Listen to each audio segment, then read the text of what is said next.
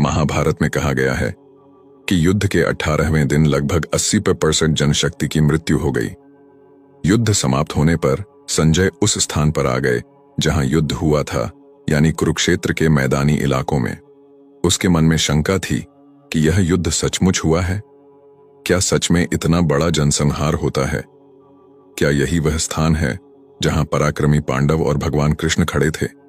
क्या यह वही जगह है जहां श्रीमद् भगवद गीता सुनाई गई थी? क्या यह सब सच में हुआ था या मैं भ्रम में हूं? तुम सच्चाई जानकर भी अनभिज्ञ बन रहे हो। एक शांत बुजुर्ग आवाज ने उसका कान पकड़ लिया। संजय ने आवाज की दिशा में देखा तो वहां एक साधु को देखा।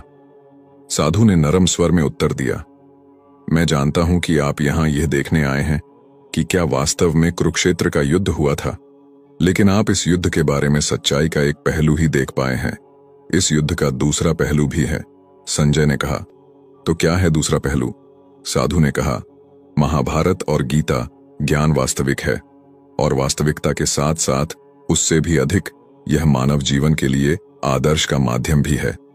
और यह कहकर वह हंसने लगा। साधु की मुस्कान देखकर संजय और भी मोहित हो गए और याचना करने लगे, क्या आप मुझे वह मानव जीवन के लिए संदेश क्या है? साधु समझाने लगे कि पांडव हमारी 5 इंद्रियां हैं, जिसमें आंखें अर्थात दृष्टि, कान अर्थात ध्वनि, नाक अर्थात गंध, जीभ अर्थात स्वाद और त्वचा अर्थात स्पर्श, और कौरव 100 विकार पदार्थ हैं जो हर दिन इन 5 पांडवों पर हमला करते हैं, लेकिन हम अपने 5 पांडवों को इस हमले से बचा सकते हैं। साधु ने कहा, संजय, आप जो कह सकते हैं उससे उनकी रक्षा करना कब संभव होगा? जब हमारे रथ के सारथी इन 5 पांडवों के मित्र भगवान कृष्ण होंगे। साधु उत्तर बहुत खुश हुआ। उन्होंने कहा, बिल्कुल, श्री कृष्ण हमारी आंतरिक आवाज, हमारी आत्मा, हमारे मार्गदर्शक हैं। अगर हम श्री कृष्ण को सुन रहे हैं तो हमें चिंता करने की कोई बात नहीं है। संजय को अब बहुत अर्थ समझ में आ गया था, लेकिन उन्होंने फिर पूछा, तो कौरव दुष्ट थे तो गुरु द्रोणाचार्य और पितामह भीष्म के उनके पक्ष में लड़ने का क्या मतलब है?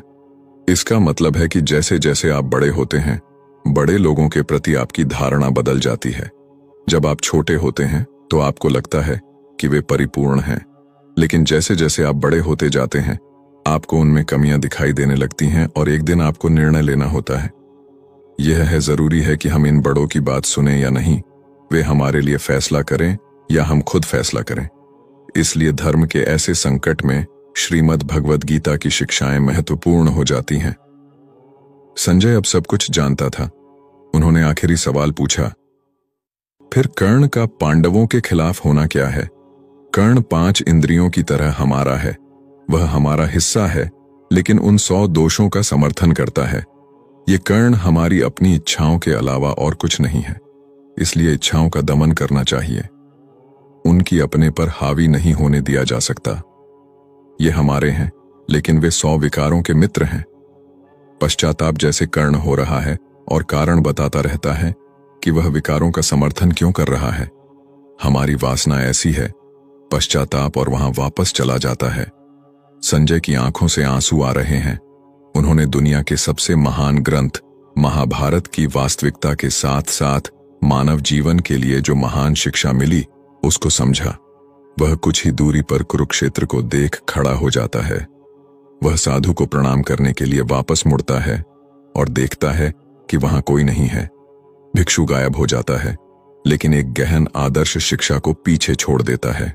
अब यहां तक वीडियो देख ली है तो फिर वीडियो को लाइक और शेयर करना बिल्कुल भी मत भूलना। धन्यवाद।